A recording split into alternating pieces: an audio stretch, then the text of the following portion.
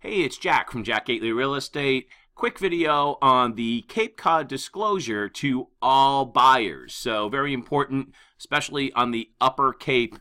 And let's just get right into it. This has to do with the Massachusetts Military Reservation.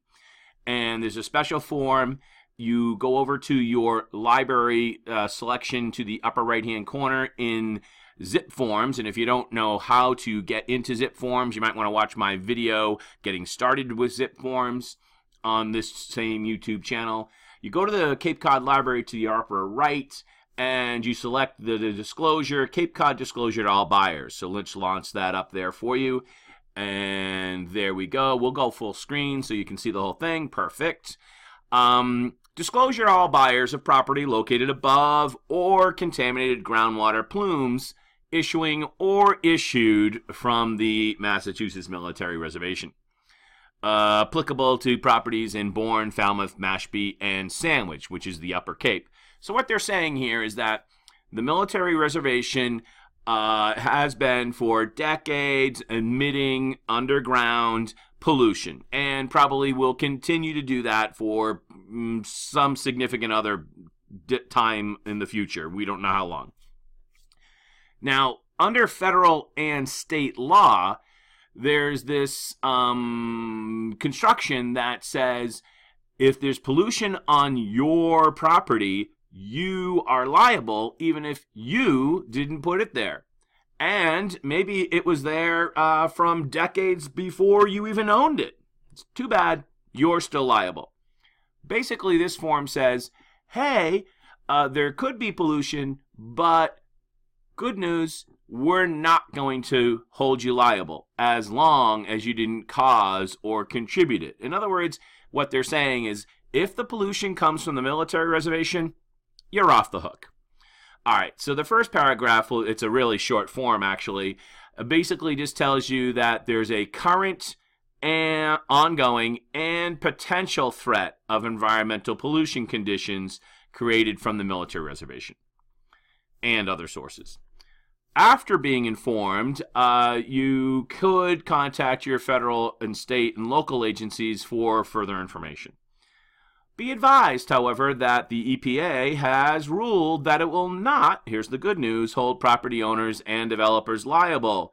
Ooh, yay, good, you won't be liable. For any response costs incurred by the EPA. Here's the caveat.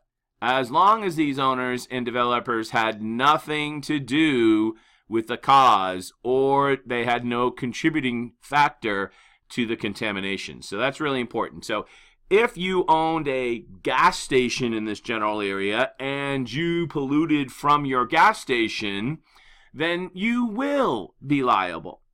But if you just own a single-family house and you're not the source of the pollution and you didn't cause or contribute to it, then you won't be liable. And basically this form, it basically gets people off the hook if you had nothing to do with any pollution.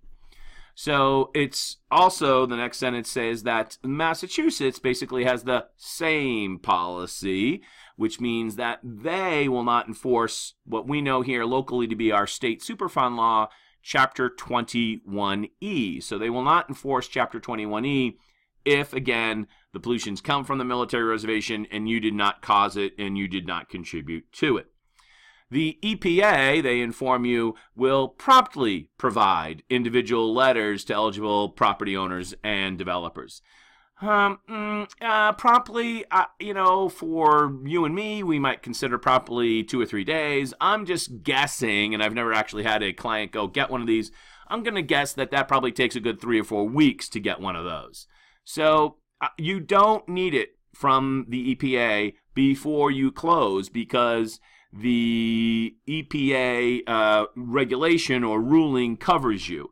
But you might need it before you close because your lender might want it. So if you're considering purchasing one of these properties, especially from a commercial point of view, you definitely want to get this EPA letter.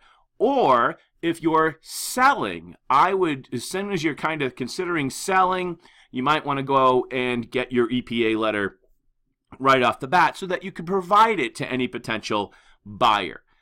Also, this would be the time as a seller that you might want to consider getting your 21E evaluation done to make sure that the property you're selling is clean, so to speak, especially if you're selling commercial property. So, hey, that's Jack from Jack Gately Real Estate. Of course, down here, everyone signs below. It's pretty easy. Buyer and seller sign. And any questions, don't hesitate to contact me, Jack at Jack Gately Real Estate. Have a great day. Bye-bye.